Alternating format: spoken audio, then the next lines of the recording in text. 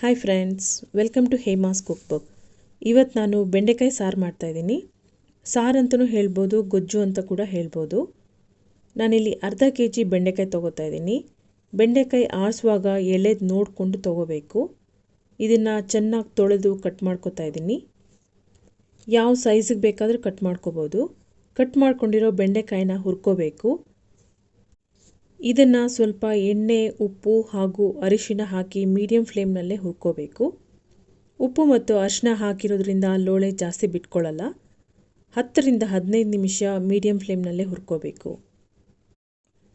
ಮಸಾಲೆಗೆ 2 medium size ಈರುಳ್ಳಿ, ಕೊತ್ತಂಬರಿ ಸ್ವಲ್ಪ, ಅರ್ಧ ಇಂಚ್ ಶುಂಠಿ, 3 ಪೀಸ್ ಚಕ್ಕೆ, 3 ಟೊಮೆಟೊ, ಹುಳಿ ಟೊಮೆಟೊ ತೊಗೊಂಡಿದ್ದೀನಿ, ಚಿಕ್ಕ ನಿಂಬೆಹಣ್ಣಿನ ಗಾತ್ರ ಹುಣಸೆಹಣ್ಣು, 1 ಟೇಬಲ್ ಸ್ಪೂನ್ ಮೆಣಸಿನಕಾಯಿ ಪುಡಿ, 2 ಟೇಬಲ್ ಸ್ಪೂನ್ ಧನಿಯಾ ಪುಡಿ, 1 ಬೌಲ್ ಕೊಬ್ಬರಿ, ಹಸಿ ತೆಂಗಿನಕಾಯಿ ತುರಿ ಕೂಡ ಹಾಕೋಬೋದು. ಈಗ ಎಲ್ಲ ಮಸಾಲೆ ಪದಾರ್ಥಗಳನ್ನ ಮಿಕ್ಸಿ ಜಾರ್ಗೆ ಹಾಕಿ ನುಣ್ಣಗೆ ಗ್ರೈಂಡ್ ಮಾಡ್ಕೋಬೇಕು. ನೋಡಿ, ಈ ರೀತಿ ಪೂರ್ತಿ ನುಣ್ಣಗೆ ಮಾಡ್ಕೋಬೇಕು. ಈಗ ಒಗ್ಗರಣೆ: 3 ಟೇಬಲ್ ಸ್ಪೂನ್ ಎಣ್ಣೆ ನಂತರ ಸಾಸಿವೆ, ಇಂಗು ಹಾಕೋದು ಬೇಡ.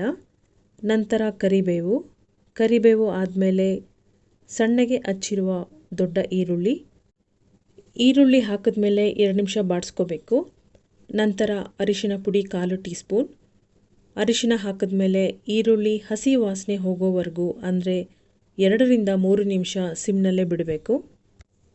2 ನಿಮಿಷ ಆದಮೇಲೆ ಒಗ್ಗರಣೆ ಮಾಡಿರೋ ಬಾಣಲಿನ ಸ್ಟೌವಿಂದ ಇಳಿಸ್ಕೊಂಡು ಅದೇ ಸ್ಟವ್ ಮೇಲೆ ಬೆಂಡೆಕಾಯಿ ಹುರ್ಕೊಂಡಿರೋ ಬಾಣಲಿನ ಇಟ್ಟು ರುಬ್ಬಿರೋ ಮಸಾಲೆನ ಅದಕ್ಕೆ ಹಾಕಬೇಕು.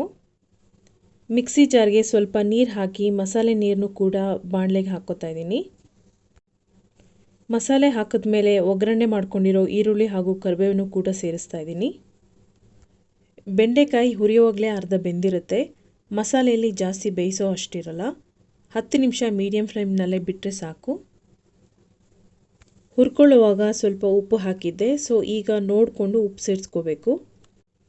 ಇದು ತುಂಬ ಮಂದಕ್ಕೂ ಇರಬಾರ್ದು, ತುಂಬ ತೆಳ್ಳಗೂ ಇರಬಾರ್ದು. ನೀರನ್ನ ನೋಡಿಕೊಂಡು ಸೇರಿಸ್ಕೋಬೇಕು.